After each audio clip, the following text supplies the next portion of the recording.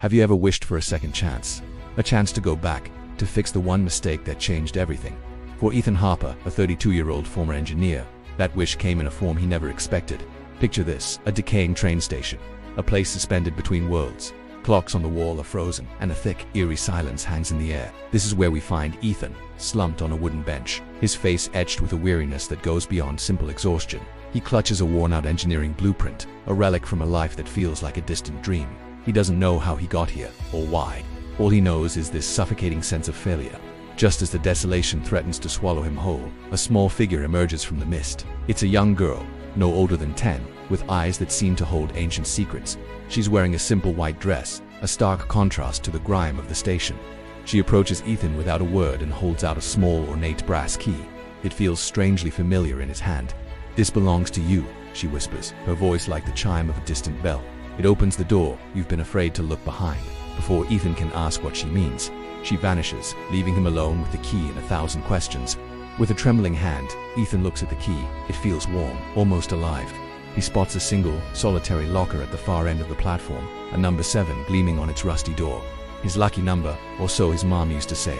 As he inserts the key, the world around him dissolves. The station melts away, and he's standing in a hospital room, years in the past. His mother is in the bed, her breath shallow, her smile weak.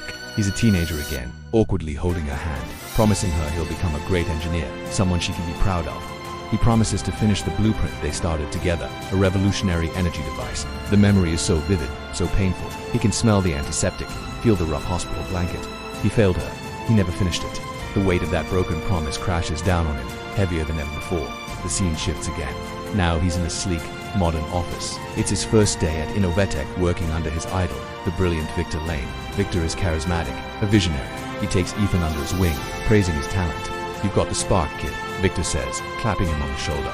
"Together, we're going to change the world." Ethan pours his heart and soul into his work, reviving the old blueprint he designed with his mother. He perfects it, believing he's finally on the verge of fulfilling his promise. He trusts Victor completely, sharing every detail. Every breakthrough, he feels a sense of purpose he hasn't felt since his mother's death. This is it. This is his redemption. But the key isn't done with him yet. The scene twists into a nightmare. It's the day of the big presentation. Ethan is ready to unveil his life's work. But as he steps up to the podium, he sees it. His name has been erased from the project. His blueprints are now stamped with Victor's name. Victor stands before the board, presenting Ethan's work as his own, his voice smooth and confident. Ethan is frozen in shock and disbelief. He confronts Victor later, his voice shaking with betrayal. Victor just smirks. "This is the big league, Ethan. It's not about who has the idea. It's about who can sell it. You were just a stepping stone." The words are like daggers. The man he admired, the mentor he trusted, had crushed his dreams and stolen his mother's legacy.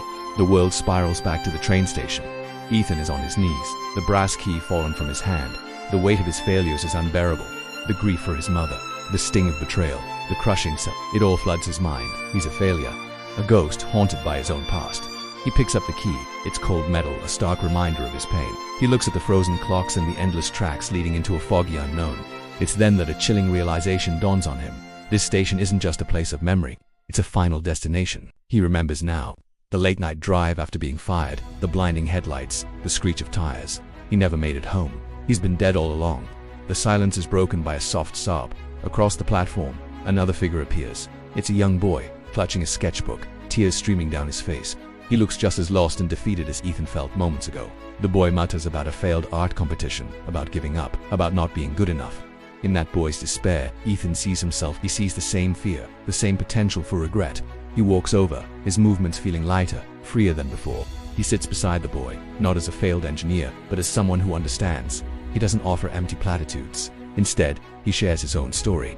He talks about his mother, about their shared dream, about the joy of creating something, even if it gets stolen or forgotten. He tells the boy, the world might not always see your worth, and people might let you down, but that fire inside you, that passion to create something beautiful, that's yours. No one can ever take that away. Don't let the fear of failure stop you from trying. The real failure is giving up on your own spark. As he speaks, Ethan feels a profound sense of peace wash over him. His regrets, the pain, they're still there, but they no longer define him. He understands now. The key wasn't about changing the past. It was about accepting it and using its lessons to light a path for someone else. The boy looks up, his eyes wide. He clutches his sketchbook tighter, but this time, with determination, not despair. He gives Ethan a small, grateful nod. As the boy's form begins to fade, A gentle light envelops the station. A train, sleek and modern, glides silently to a stop. Its doors slide open, revealing a warm, inviting glow. The mysterious girl from before reappears, this time with a gentle smile. She gestures towards the train. "It's time to go," she says softly. Ethan looks back one last time at the decaying station. No longer a prison, but a classroom. He takes a deep breath, not of despair, but of acceptance. He found his redemption not in changing his past, but in changing someone's future. He steps onto the train, ready for whatever comes next, finally at peace. Thanks for watching. If this story touched you, please like, share, and subscribe for more content that explores the depths of the human spirit.